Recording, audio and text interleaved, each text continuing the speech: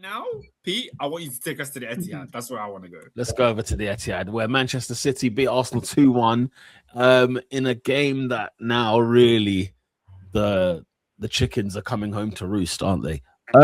Look, I think, as you guys know already, last weekend I conceded, and I said this league title is over. It's City's. It's no longer ours. It's done. And we said, and you said, and we said what? It's not over. You said it's not over. Yeah. Yeah. I just want the court to hear. Yeah. Okay. Okay, that's fine. I mean, that's valid. That's valid, though, Pete. That's valid. Why is it valid? Sorry, I'm confused. It's just important to have the record straight. Fair enough. Okay, no stone unturned. I hear you. Yeah. It's still over. Let's be very clear. It's still over. It's not over because Pete, when it's over, and you've not won the league, you will know from the rest of the top 4 podcasts. No, Robin. It's not even that. It's not even that. He said something on the lines of yesterday that if they play like that, like in the next few coming games, that. Do you know what I mean? Like they're still in it. So that's why Oscar made the point in the group chat yesterday, which is why I'm making the point now. But now you're saying it's still. Yeah, because here's what was my basis on, because it wasn't on mathematics last week that the title was over, was it? No. My basis was purely. It was on bottle, though. It was on the mentality. It was on the bottle. It was on the performances of our season. As it was something I had mentioned previously in the when we had those 3 games without a win, where I said we can't win the league playing like this. People thought we could because there won't be no opponent, basically, right? It wasn't like they thought Arsenal were good. It's just there won't be no opponent to come and attack us. And Arsenal not this year, not in 2026. No. I thought you meant over the season. Sorry, no, not in 2026. Look, the thing of the matter is this, right? This performance, guys, let's have it plain, came out of nowhere on Sunday.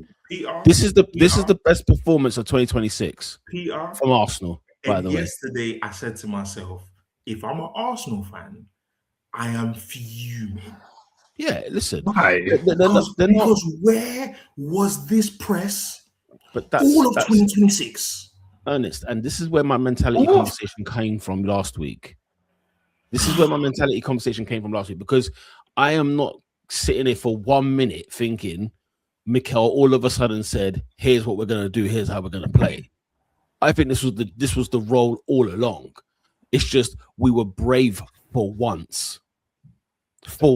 How many times, I don't know if you watched it, how many times did Raya kick the ball long? I can count them. There were 7 times in the game. Now, in the Bournemouth game, we didn't do it once until we were really under the cosh. But there were moments where Raya was sending the players. You know what's so funny? When you're in a stadium and you're watching a game and you see 20 players gravitate to one side of the pitch all together, it's the weirdest thing I've ever seen. Because the goalkeeper's sizing up to take this goal kick and all the players just start to move and drift to the left of the pitch. You're thinking, who makes this up? Who's conducting this traffic? It's the weirdest thing I've ever seen. But anyway, and then Raya boots it straight towards them. I'm thinking, why don't you just shoot it a little bit more narrower? I don't know. But anyway, that's here nor there. This performance was absolutely outstanding. Now, it wasn't a 10 out of 10 because we missed some humongous chances, right? But when I say outstanding, my bar is low based on the performances I've seen from this year. So when you look at what Arsenal have done this year, 2026, I don't know a better performance than this one. Hands down. And it's not to say we haven't won games. We've won bare games this year. But it's about performance. Yeah. But it's about the performance and also, Ernest, the intent.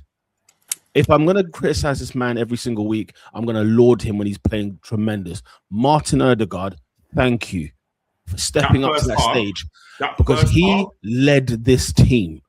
He led this team on his performance. And the thing is, he was conducting traffic. He was telling Gabriel Martinelli where to go. He was telling Havertz where to be. He was calling for Zubimendi. Like, he was literally Mikel.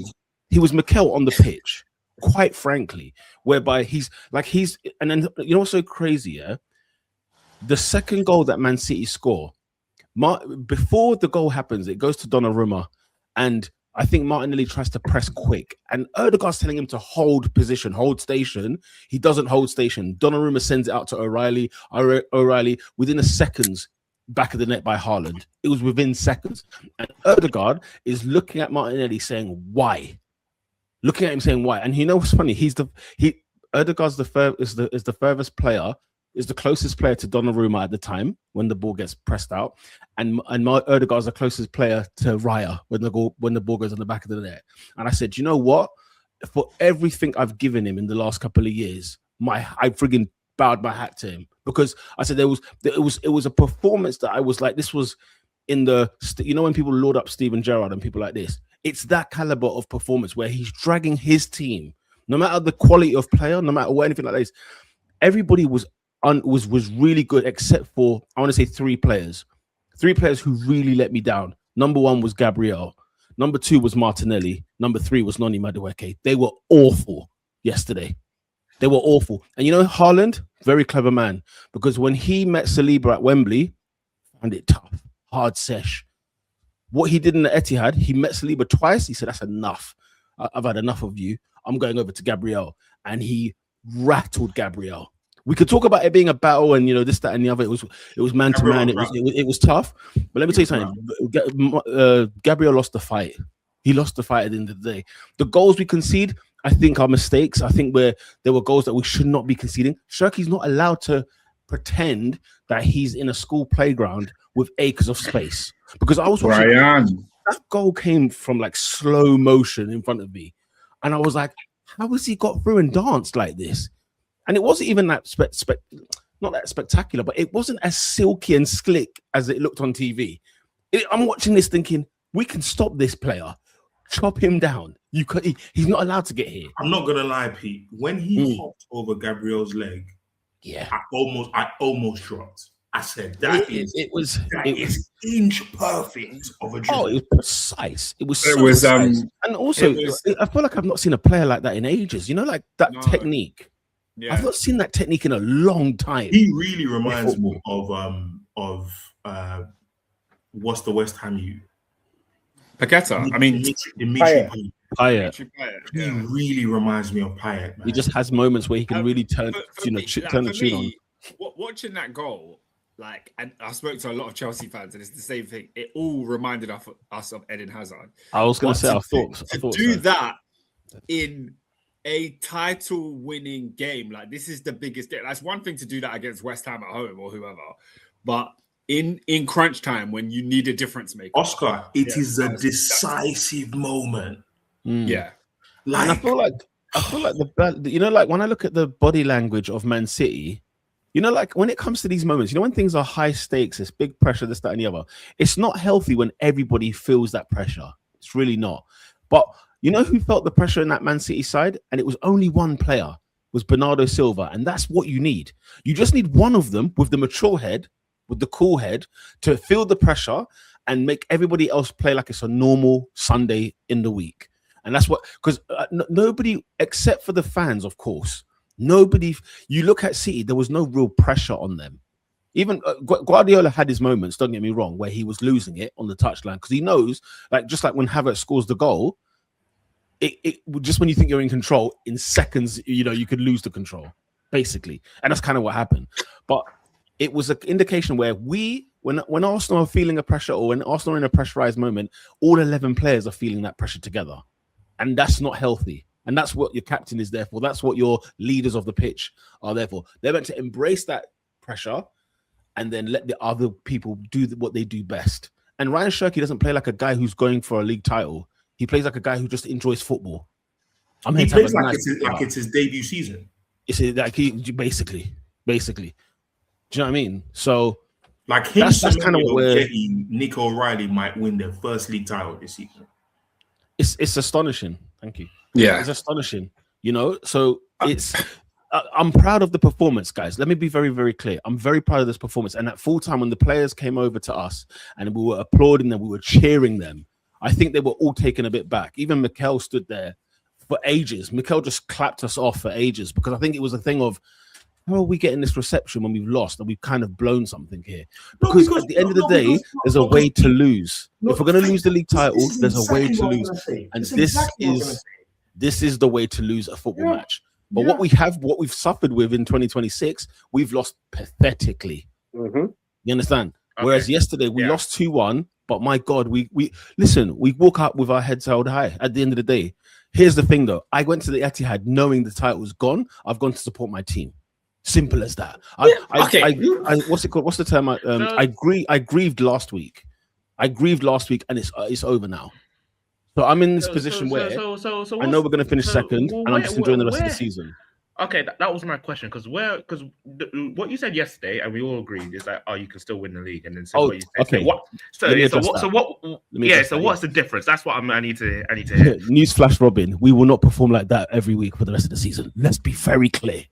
Let's be very clear. Neither will see because I mean, City don't have to. City don't have to. That's the difference. I mean, they do though. They do though. You guys know full well. You guys know full well. Watch us against Newcastle. Watch us against Fulham in the next 2 weeks. City play Burnley on Wednesday, and then Arsenal play 2 Premier League games before City play a Premier League game again. Yeah. Just wait. Just wait. They don't fool me with that one performance of the season. They don't fool me. So let's keep the stats really. If you guys win all your games, City will win their games. City will it goes down to goal difference. City will be champion. Yeah. City will be champion. Let's say City win. Even still, don't think for a second. Listen, let's be sensible, gentlemen. No. I'm stating pure facts. I'm just stating facts. But if City win all their games, they will be ahead of us on goal difference. Bear in mind, they're already we're one goal ahead. They're 1 goal behind. They're one goal behind. And if it's not, Oscar, do you honestly think we'll score more goals than City between now and the end of the season? Nobody's saying what they think. Robin was just giving you a fact, and you interrupted his facts to say what you think. All right, let's hear it. No. So I'm saying that yes, it's not over and all that stuff, and we're all going on of the evidence has been presented for us of what we think is going to happen. Why? And I understand why do you think Mikel and the team don't think they can't reproduce this for the rest of the remaining games? That's my question to you. Because of what I said last week. It's the mentality, my friend. At the end of the day, like, I don't care how hurt you are. I don't care how tired you are. I don't care how much energy is left in the tank. Let me tell you something right now. Even at your weakest moment, when something arises, an opportunity arises, believe me, the adrenaline is to kick in. The adrenaline is to kick in. We've got the best squad in the league. We've got the biggest squad in the league. If there's any team that's going to be not tired, it will be us lot. Everybody else would have that excuse over us because we've got way bigger squad than everybody else. You know, at the end of the day, like, I don't believe that they're going to do this against Newcastle. Can I ask you a question, Pete? I have one more question, but Oscar, you go first because it's kind of like a roundup. It's like a roundup. It'll probably be the similar question. Like we're saying, both of these teams now go into the next few games straight shootout. If everybody wins all their games, it will go down to who scores the most goals. And the mood has been, will Arsenal bottle biggest goal difference, not most goals. Biggest goal difference. Yeah, you know what I mean, though. Because if we win 5-4, in games, do you know what I mean? You know what it means, though. You know what it means. Just to be clear, let's just be clear. No, we have to be clear. The point I'm making is, up until this point, the mood and the camp and the sentiment has been, will Arsenal bottle the league? Will Arsenal bottle the league? And all of the rivals, all of the Arsenal haters got exactly what they were waiting for last weekend against Bournemouth and this weekend. And City celebrated that win on the pitch. They were over the moon. You saw how the players reacted, hugging each other, big. It feels like the pendulum has swung. It feels like it's no longer Arsenal's league to bottle. It feels like it's now in City's hands. Do you think that shift will have a shift in the mentality of Arsenal players to mean that now they don't have to play with this, we're going to throw the league away? Because essentially now it's there to go and win. It's not there to throw it away. Yeah, but it was always there to go and win. No, because even if it was 6 points clear, it was there to go and win. You played like you were scared to throw it away. And no, but Oscar, newsflash. You've just spoken about how Arsenal came out against City and played in a completely different way. And if you play like this every game, no, but this is what I tried to tell you. It's what I tried to tell you guys last week. Arsenal never had to feel like they should not drop this because it was never theirs. If you act like it's yours, and then you come from that place of we better not bottle it, we better not drop this, that's when you drop it. I disagree with that because we all sat on the podcast and we said, remember when Max Almond scored that goal? And we all sat here and said, you know what? Arsenal have won this league. So I think the players did have that mentality. You're saying it's done. Like there's no one's catching it. And I think they just relaxed a bit too hard and said, relax is a harsh word. You know what? No. They relaxed. No, do you know what? Let's keep it how it is. They were 9 points. Yes, let's keep the game in hand and all that stuff. But it was 9 to 12 points that they were ahead from anyone and everyone, and they weren't being catched. We all said here, you know what, it's done. But now we are here with May is only a week and a half away, and we're saying they've actually come back into this and win this league. I think they relaxed too hard. You know the day after Everton, I think you're spot on. I think you're bang on. I think everybody thought it. We all thought it. I said it's done. It's finished. But we then met City in the cup final, and our spirit got crushed. Like, bear this in mind. Like, I think I said this last week. I said it's the title went when we lost to City in the cup final. That was the beginning of the end. Because after that, you think, okay, cool, it's an international break. Let's recover. Let's recoup. Guess what they did? Southampton. Okay, fine. They've lost the cup. Okay, people made excuses. It's the FA Cup. We weren't really going in for that. I mean, we wanted to win it. Why wouldn't we? Okay, fine. It's not a league game. The last league game was Everton. We won that. Let's go back and resume. Because I think the weeks before that, I think we beat Chelsea and whoever else. I can't remember who else we played. Brighton. We won those games. So we had 3 wins in a row in the league. But then we turned up to Bournemouth, guys. And I'm telling you, do not treat the different competitions separately. They were the same. It's the form. The form guide shows no win in 5. But what the Premier League form guide showed was 3 wins in 3 until we played Bournemouth. Now everybody's like panicking stations. When I said the cup final was where our spirit broke. Yeah, it was against our rival. It was against our rival, especially. Because when you look at this sort of Arsenal form, it almost looks like a trauma response. It does. And when you look at Man City, there's an assuredness. Why? Their manager's been here before. The manager's done it before. Bernardo Silva's got leagues to beat. I mean, you listen to what Peter was saying. Bernardo's the guy that I'll take the pressure on my shoulders. Turkey, you just play your football. So yeah, I think Arsenal, they were almost crippled by fear that they'll be caught. And you know what it is, Adrian, as well. Yeah, the manner of the beating at Wembley. Yeah, like they got panned in that second half. And I remember saying that the winner of the League Cup will determine what happens in the game at the Etihad. But I didn't think it would matter this much because in and around that period, Peter's right. Like there has been a slow mental drop where I look at it from this perspective. Like I work in a self-employed environment, and sometimes we've had situations where like things need to be sorted in the shop and people are waiting for the owner to come and deal with it. And me and D are like, bruv, if we need to get an AC fixed, we can't wait for the owner. Let's go do it ourselves because we work here. And I think there's a level of ownership you need to have over the fact that City and Liverpool effectively gave over the title between August and December.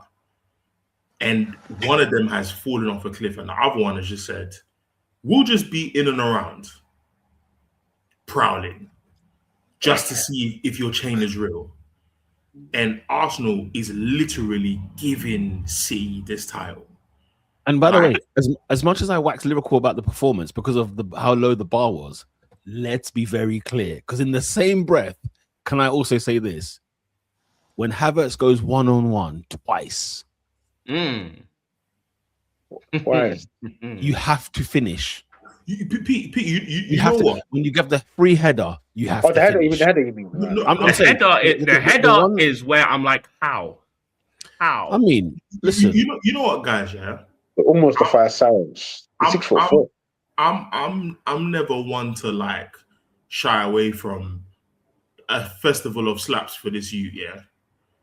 But I told you, look, this is the best Arsenal's going to get if you compare him to Gyökeres, because the pace of the game would have left Gyökeres in the dust.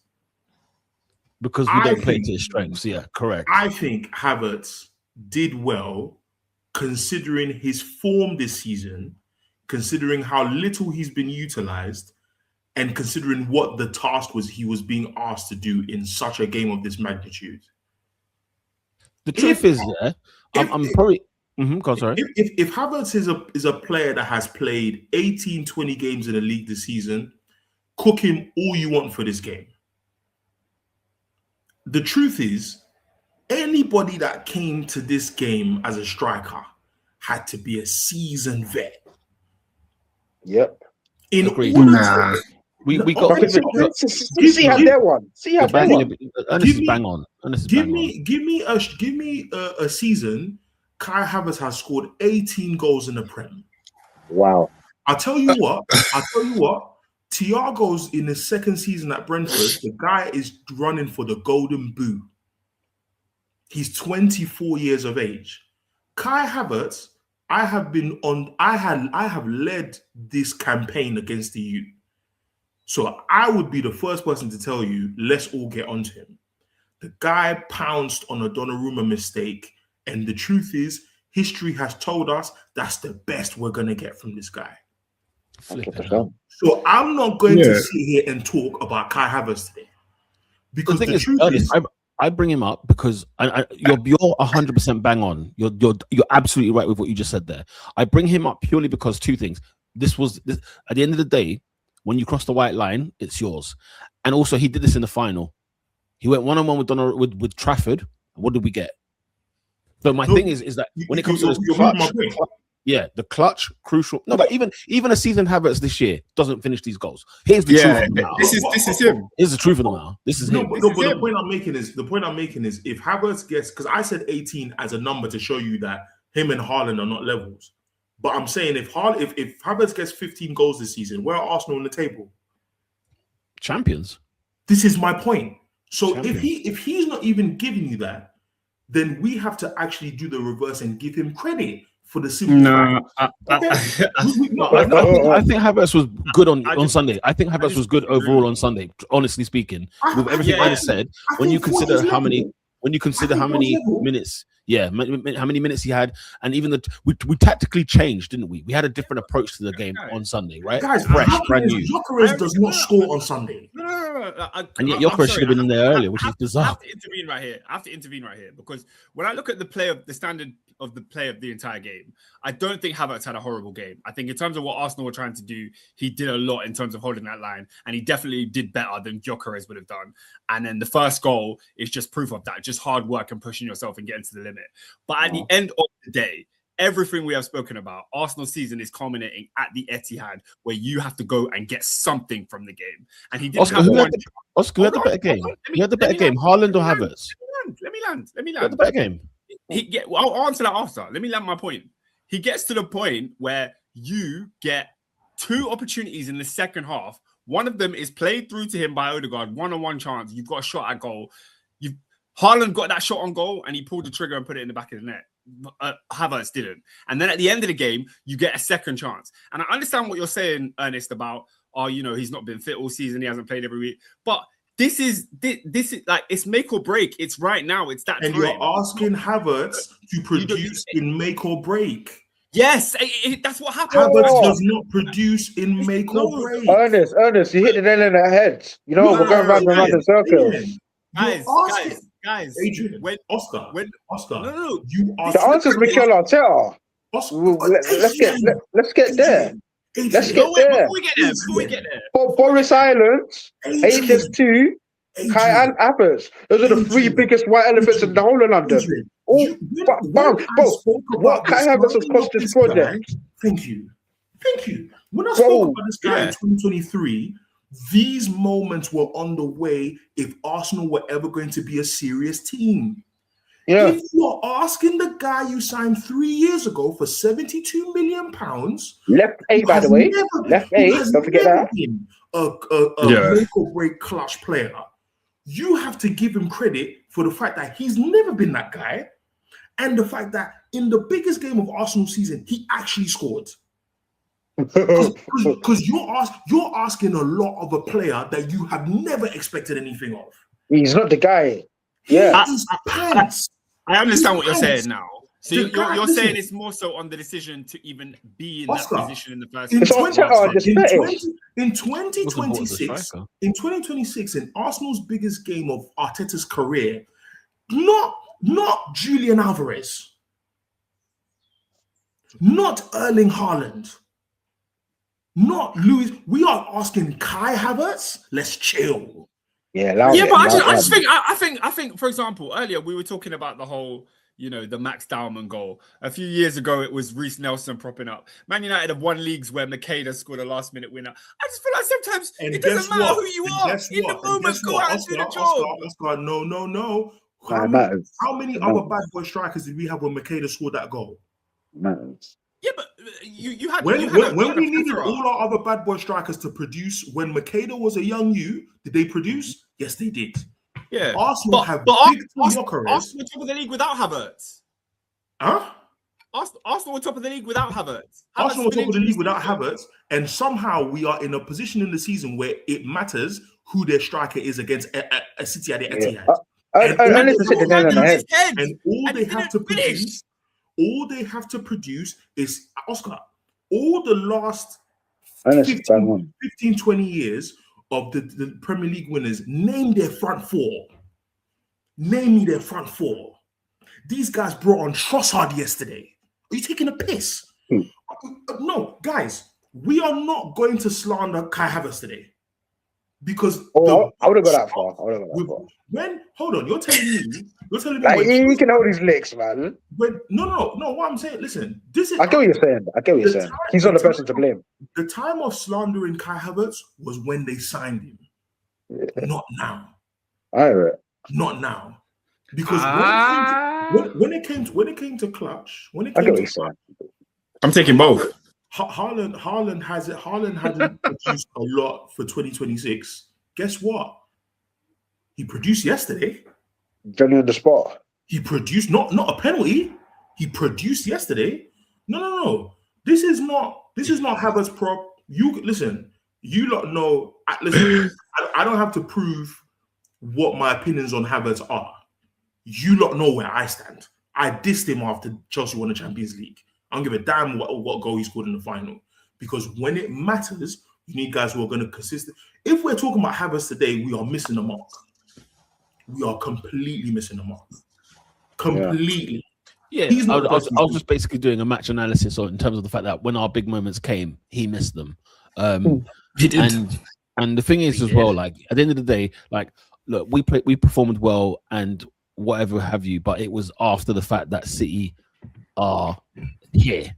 Do you get what I mean? I remember last year when I was spitting blood on the podcast when we got that 2-2 draw at Liverpool, because it was like all of a sudden we finally have put a game together. Do you remember when Mikel lost the plot and it was like last week? Yeah, last season. Sorry. You know, I think meant this year. Oh. No, last season. So it felt like last week. Yeah. So listen, I think you're bang on there. I mean, some of the stuff in terms of in the game, I can't believe you took Eza off because Eza was probably one of our good players there. I can't believe Yoko's only got 6 minutes. Can we park on that though? Say again? Can we park on that? Like Eze's probing, he's getting more involved in the game. He's literally just hit the post, rattled the post moments before, and then I started taking him off. He started, to Ernest's point earlier about Havertz, right? If you think, right, Eza played left wing against Villa at Villa Park. We lost 2-1. He was at fault for one of the goals. Never played again. We never saw him again. And again, in the biggest moment, and this is where you have to critique Mikel as well. In the biggest game of the season of his life, he then decides, I think we should put Eza on the left all of a sudden. And it makes you do think, like, had we given this kind of attacking-minded setup in previous games, in the Bournemouth game, for example, losing at the Etihad may not matter because we'd still be 3 points clear. This is what I said to you last week. No, but like what I'm saying is, as in, yeah, that's what I'm saying. I'm critiquing Arteta where it's due, because this attacking lineup that came out, I was gobsmacked because I was never seeing this happen. Eze on the left at the Etihad, no way. And this is the point I'm making to you, that we can discuss mentality of the players, and that will hold its place in the conversation. But when I look at the setup, when I saw, even when you put in the group chat, you said Eze and Odegaard, okay, well, what's going on here? Yeah. Are you telling me there have not been at least 10 games this season where that same formation could have been played? Oh, 100% it should have been. And so if that's the case, it's the pie chart of blame is on one guy. But not for losing the league. No, Ernest, I agree with you that there's a part that he plays in. I'm saying for losing the league. Because look at what City went for. 4-2-4. What's it called? Was it in or out of position? I've forgotten which one. Yeah. But it allowed. It was like a 4-4-2. It was so offensive. We saw how bad Semenyo's touch was on more occasions than we should have. Yeah. Because City were all out attack. The two times I think they've been a bit timid was when they went to your ground. I think they had like 35% possession. That was so weird. And this season, when they went to the Etihad, yeah, they were kind of on a counter-attacking team because you lot were onto them. And I'm like, the Arsenal that I remember that made me think, if this guy gets the personnel right, it can go well for them. That football died. Maybe because your guy got PTSD, bro. Maybe Mikel, right, is lying in press conferences, but like he was questioning this pre-match, right? And it was a thing of, we always go with an attacking mindset. We always go with the game to win, because they were asking him about getting a draw at the Etihad, whether that will suffice. And he goes, draw is not good. We are going to go for the win. That's what he said. He said, like we've always done this season. So maybe expect him to say anything else. I don't expect a manager who's going for the league to say we're trying to play defensive. No, but as in terms of the idea that we have been reserved, in a sense of, like, you're saying the personnel is what will determine whether we're intending on attacking or not. Whereas absolutely. I don't think it's got to do with the personnel. Because whether it's Martinelli or Eze on the left wing, those are forward players. You know why I say that? Because look at the goals for and goals against this season. Why are you not clear of City? Because City have better forwards. But you have more forwards. I mean, but City's are better. Cool. But even if we say all your forwards have 7 or 8 goals, I said this last week. Doesn't that what's the question you were saying? Is it for or against, or you mean goal difference? Sorry, 4. Yeah. So not goal difference. 4. Goals for. Oh, okay, cool. We're okay. They're 2 goals more than us. And they have, and my point is, why, with the advantage you've had numerically in terms of points, has there not been also a parallel with how many goals you have scored this season? I don't think that's a Mikel issue. That's what I think. Like, at the end of the day, the whole front line. No, but hang on. Why can't Martinelli give me 7 league goals? Why can't Trossard give me 7? Why can't Saka give me 10? Why can't Gyökeres give me 15? The thing is, I don't think that's a Mikel problem. Man. It is underperforming. Agree. It's underperforming for sure. Saka was performing before he ran him into the ground. Yeah. Martinelli has had one good season under Arteta.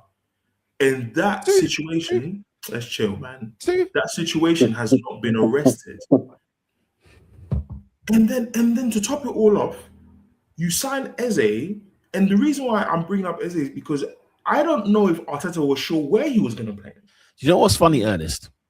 If there is a big marker against Mikel where I have no case for, because we've said this multiple times on this podcast on multiple players, because we've said this about Kai Havertz, because obviously he wasn't brought to be a striker, by the way. We said this about Declan Rice. We're saying this about Eze. And the real question is as well, what was Martin Zubimendi bought for? Like, Pete, that's the thing. No, that's what I'm saying to you. I'm saying if there is a line where even I'm like, listen, this is not defendable. You've mentioned like 2 players in your spine. Mm. And I'm saying, I can't look at anybody else. Because even Norgard, the Norgard of it all, let's have it right. Norgard should have 15 games this season. But no, you guys are gaslighting me. Adrian, no, they're gaslighting you. I am agreeing with you. I'm agreeing with you. Adrian, I'm agreeing with you, Ernest. Adrian, there is a torchlight and propane in the air. No, the truth is, Ernest, no, Ernest, I agree with you in parts of some of the things you're saying. That's the truth of the matter. Gaslighting me. Can I not agree? Right. I deal with it every week. Can I not agree? No, Robin, let's look at this guy.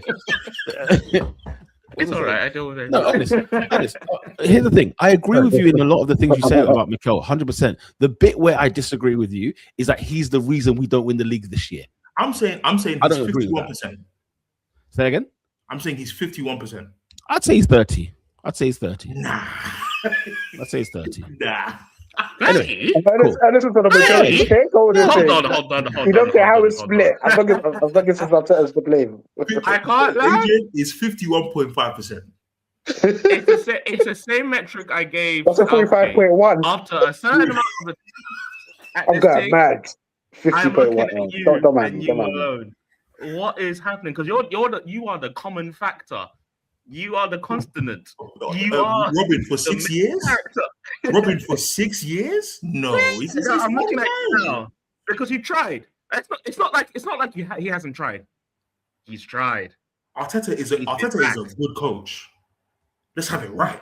The guy's a good coach, but for 6 years, players have come in and out of the team.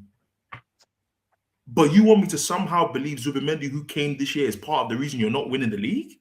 This is one guy. I think collectively, like I said, anyway, we went in circles on it last week, but I don't think Mikel's the reason we lost the league this year.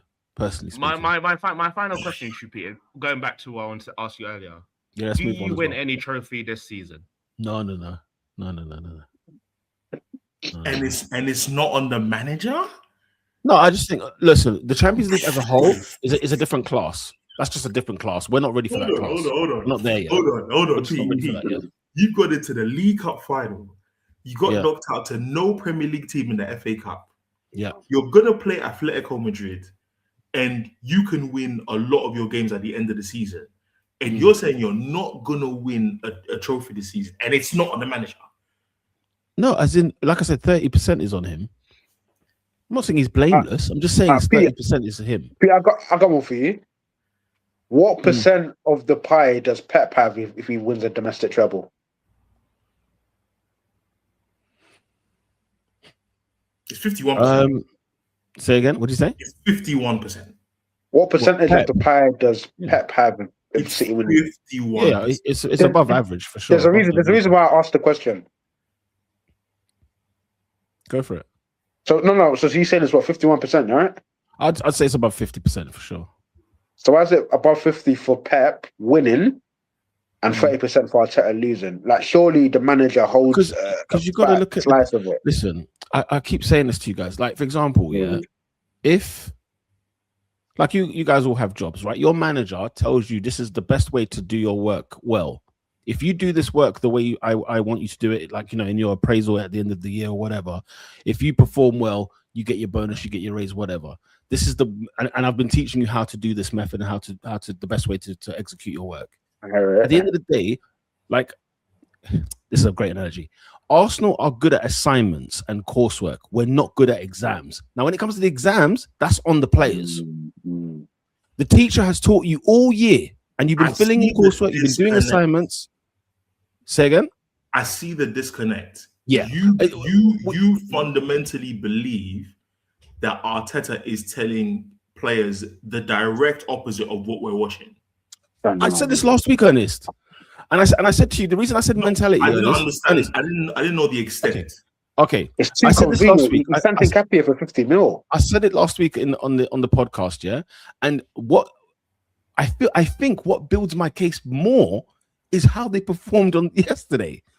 It's the very fact that when I saw Ødegaard telling everybody where to be and where to go, this thing of, I think they argued it on the overlap. Keane was saying things like, listen, sometimes don't listen to the manager. Go ahead and do something about it. Because let's say, for example, Mikel is training in them to be so comprehensive and so conservative, blah, blah, blah. I'm not seeing David Raya kick a ball out all Bournemouth game, right? He's passing it out, rolling it out, this and the other. Why at the City game are we kicking this ball out? Why at the City game are we pressing more than ever before? So should I then be under the assumption that you're never going to win the league? No. The players just need to switch on. The players need to switch on when it matters most. The thing is, one thing Arsenal's so good at, when the pressure's off, we're amazing. We're amazing. We're brilliant. But the pressure was on Sunday. Say again? But the pressure was on Sunday. No. It's over. It was over at Bournemouth, Ernest. Understand the scope. I know you're looking at things mathematically. I totally understand you. You're looking at things literally dotting the I, crossing the T. But I said to you that when you look at the vibe, the flavor, the mood, the form, the way we've played, this title is gone at Bournemouth. It was gone. So they go to the Etihad with, guess what, Ernest? Nothing to lose. They go there with nothing to lose because what we want to see is a performance, and the players got a standing ovation at the end of the game from us when we got beat by our rivals. About time. Because at the end of the day, the pressure was kind of off because now everybody believed City was going to do this. The pendulum has swung, and it swung along at the cup final. The pendulum swung. This Ernest, in fact, like you said at the top of the hour, if you're an Arsenal fan based on that performance, you should be angry because of what we've witnessed with Southampton, Bournemouth, City in the cup. Then you can pull out this performance all of a sudden. So it's a mentality problem that these players have. They can definitely win the league with Mikel. They can definitely win the league, even without any additions to the squad, because these players are good enough to get 30 wins, 35 wins in the season and be champions. They're good enough. And I agree. I think one thing that we struggle with the most is that I feel like in this season we just haven't got out of second gear all season. All season. You don't need to be in third and fourth in the beginning.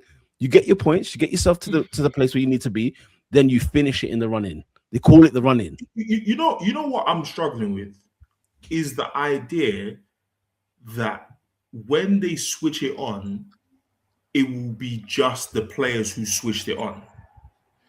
No, because that's why I give 30% to Mikel. Because listen, Mikel is not blameless. No, I'm not. No, I'm not saying. I don't think you think that. It's clear you don't think that. My point is, I think just fundamentally, my brain doesn't work that way. Fair enough. I just do not subscribe to the idea that a group of players can want it, irrespective of what the manager is, or want it or not want it, irrespective of what the manager is telling them to, and decide. I'm not saying wanting. No, I'm not. So I'm not talking about wanting. I'm talking about when it's time to now do your exam. Be brave, man. Answer. Remember what you learned. Remember what you've learned all year long. Don't change the way you're doing things. Don't now all of a sudden get mentally tapped out. Like mentally feeling the anxiety, the performance anxiety, feeling all. Don't start doing that now. Yeah. Don't start getting heavy legged now. What you've done all season has got you to this point. Now take it to the next level to finish the job. And we didn't finish we haven't taken it to the next level. Whereas, we saw City do it. City have gone up 2 gears, maybe, right? Because now it's like, oh my God, Arsenal giving us life again? We have to take it. We have to take it now. We have to take it. What I'm saying is we can do the assignments very well. We can do the coursework very well. When the exam paper hits, the teacher's not there anymore. And what I mean by that, you cross the white line on that pitch, you go to the Etihad, and Guardiola and Mikel were barking instructions all game long. Not once was I seeing players listening to half of what they were saying because there's a matter at hand. I hear that, but I don't believe it because I also believe the manager is part of that exam. Hence why I said 30%. No. That's why I said 30. His issue. That's why I said 30. His issue isn't. No, I hear his issue. We disagree on the amount. On the amount, yeah. Clearly. Because Ernest, be real, yeah. In your opinion, just as a prediction, what do you think is going to happen at Newcastle on Saturday? What kind of Arsenal do you think there will be? Not the scoreline or nothing. Just what kind of scoreline, what kind of performance, what kind of body language, what kind of mannerism You know, what's the posture going to be on Saturday? Newcastle on Saturday. But what's the posture? What do you think? Is it going to be like how we beat Everton, or is it going to be like how we beat Leeds away? I don't think right now, quote unquote, performance matters. And the reason I say that is because I think ultimately Arsenal have the intent, based on the fact that I think they know their form is terrible. I think they know. I think the players know. Do you know what I mean? But I saw something that I believe is replicable for at least 3 of the 5 games of the season. It's just a belief thing at this point. Do you know what I mean? I still think Arsenal will win the league. Do you? I've not changed. Oh, do you seriously? You think even after the win against Bournemouth and the win against last week, I said it's not over. But do you think Arsenal will win the league? Yes, bro. I think Arsenal will win the league. Okay. Because you see, the thing is, if I didn't know the maths, I thought if both of you win all your games in hand, either one of you win the league. And then I found out it's a goal difference thing. Yeah. And I thought, okay, City have it in them to get more goals. Facts. No problem. Facts. But Arsenal defensively are better. We were. But we're conceding 2 goals a game, Ernest. You are. We're conceding 2 goals a game. You are. In the last 6 games, we've conceded 2 goals. You are. You know what I mean? I think the game that I think you're gonna get a bit of fragility is West Ham. West Ham away, horrible. Because West Ham is after Atletico. Yeah, yeah. I think it's in the sandwich. If there is a reason I think you don't win the league, is that. I think it's after. Yeah, you're right. It's after Atletico. It's after 2 legs. Yeah, it's after the second leg. If there is a reason I don't think you win the league, is that week. But I also look at City's fixtures and I think all of these teams can give City headaches. They could. Look at the guys. Look at City's fixtures. But they're smelling blood, bro. They smelled the blood. They've tasted it. Listen, I'm open, as we all are, to being wrong about stuff. If City win it at the end of the season, cool. If Arsenal win at the end of the season, it is literally 50-50 at this stage. It is literally 50-50. A large group is going to be right and a large group is going to be wrong. I'm okay with it. I personally want the season to end. I want the World Cup to kick off. Do you know what I mean? How many of you guys think City will drop points between now and the end of the season? I think you both will. Yeah, both teams are going to drop. There's a lot more twists and turns along this ride, guys. Absolutely. Huh. It's going to be I think Arsenal drop more points than City personally. Yeah, I think City are capable of a draw, but I think Arsenal are capable of losing a game. Them ones, they go and draw with Bournemouth away, and then that's when we slide against Fulham at home. Yeah, I can see I've got 2-2 in them somewhere. I can see you lot losing to West Ham. Speaking of West Ham, they're currently 0-0 at Selhurst Park. It's 0-0 at the moment. It's been all West Ham. Come on, West Ham. Come on, y'all. It's been all West Henderson Ham making world-class saves. Yeah, they're out here. Come on, man. Let's go. All right, we've spoken long and hard. Pause about this fixture. Just a bit of fairness, because obviously there's been a lot of comments about this game. Just to shout out Pierre. Nat says he said 30% for the manager. Losing the only player in the squad he didn't sign is Martinelli. 1 out of a 23-man squad. How can it then be 30% him? Basically, is what Nat is saying. Which is a fair thing to say. Yeah. I'm scrolling through some other comments. Miri says it's not a title-winning game because now every game until the end of the season is. It could be though. Yeah, if we both win the remaining 5-6 games of the season and City win on goal difference, it's because of what happened at the Etihad. Yeah. The thing is, that's why my spirit was done against Bournemouth. It was done. Also, Nat wasn't very happy with you, Ernest. He wanted to kill Havertz today. He said when we discuss Havertz being the biggest waste of money, he wasn't listening to what I said. Yeah. He wasn't listening to what I said. Yeah. And then lastly, we got David who says, since the birth of the podcast, I've been screaming for a striker. Why in 2026 am I still screaming for a finisher? So I'll disagree with David on this comment here because caps lock. He's screaming. Listen, we've got the striker. We're just not playing to his strengths. We've got the striker. Imagine, in a season where, guys, I'll tell you. Let me prove it. In a season where this man is not getting fed, how has he got 16 goals? How? You know, in the Premier League this calendar year, he's the top goal scorer in the Prem. Oh, stop with this calendar. I'm just saying. I'm making the point. No, he's a striker. You might say we ain't got the striker. We've got the striker. But fundamentally, he's not good enough. He's not at the level required. And because on Sunday we saw Erling Haaland. Bro, you saw Erling Haaland live in the fresh. And then if he scores 20 goals in the remainder of games, he's not good enough. Bro, so that's 4 goals away. You saw the Scandinavian brute Haaland. He's also Scandinavian. No. Robin is right. If he scores 4 goals at the end of the season, he scored 20 goals this season. Yeah, they've got the striker. That's what I'm saying. In the league or club? No, in the league. What, no problem? Say that again. Hold on. In the league. In the league, he's got like 12. Oh, come on, allow me. Allow me. I said all comps because okay, cool. He scored Champions League goals. Those are counting. I'm counting Champions League goals. No. But let's look at the league. You guys are top of the league. I'm with Oscar.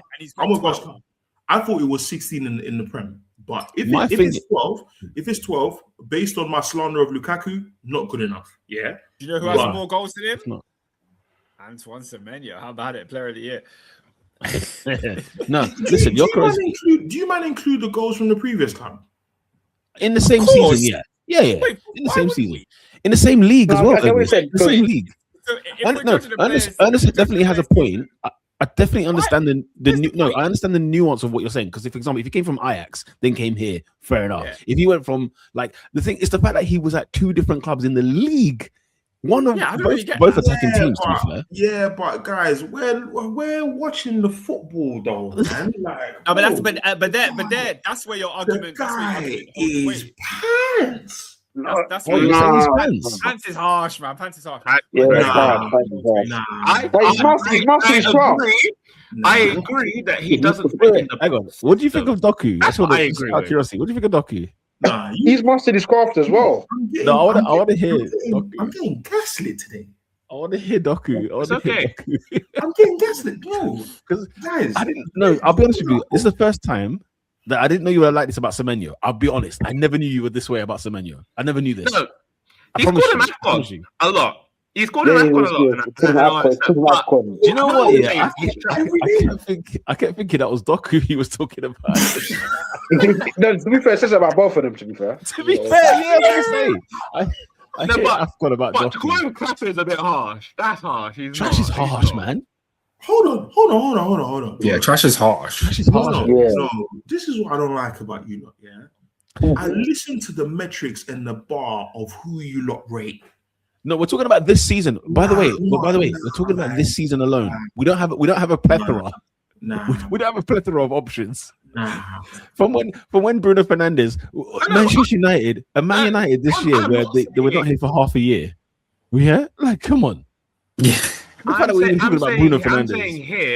saying here that he's not played a season. With Bruno, yes, we can scream half and half. Even in the trust half of the season, it was still producing from number 6. And that's the argument. Well, when has Semenyo not produced this season? That's the thing. No. In a worse team. I'm saying. Here, I don't know about that, but yeah, team finished 15th. But yeah, let's go. Bro, you were like 5th when Amorim was sacked. Let's not do this. Where was Bournemouth? Bournemouth were ahead of us. Bournemouth were ahead of us when Amorim was sacked. Listen. Okay. This is what I say on Semenyo, and then we'll get on to Chelsea. Yeah, let's go. Because we got to move. But Semenyo is a fantastic finisher and has got great PMP in the final third. Those 2 things are important enough in a season of people who don't watch football. Those things are important, and even to people who do watch football. finishing is bloody important. Who's your player of the year? Ask Liam Delap how important finishing is. Yeah. Who's your player of the year, Ernest? You know right now, if you were to vote right now, who's your player of the year? Is it Fernandes? Yeah. No, hold on. He has 18 assists this season. 18? Semenyo's got 15 goals. That's fine. All right, cool. All right. Okay. Who's the better player? Bruno. Who's been the better player this year? Oh, I don't know. Oh, Pete, come on. No, we need to think about that. No, you can't ask it like that. We need to think about it. I got to think about it. Amarim was saying this year. Yeah, exactly. Where was Bruno playing? 6. No, but 6. That's part of the season. That's part of the cake. No, yeah. You can't take out eggs because you're lactose. No. You're making my point for me. If you're producing from 6, we know you're not 6 and you're still producing chances. And then you start producing more because a manager with a brain has put you up top. That's not the same thing as Semenyo moving. Watch it. If City win the league, watch Bernardo Silva get player of the year. Just watch. Listen. Who wins it and who deserves it is a whole different story. Listen, it's curtains. Anybody but Declan Rice and Semenyo, I'm there. No. Bernardo's egregious. Sorry. Bernardo's egregious.